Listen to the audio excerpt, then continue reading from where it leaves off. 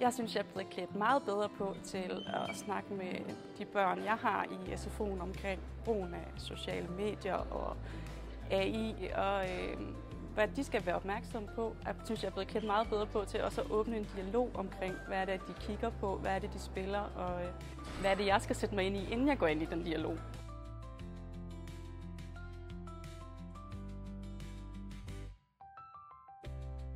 Det, jeg tager med mig fra Jonas' oplæg, det er, at han er kommet med nogle idéer til, hvordan man kvalitativt kan bruge skærmen i klubber.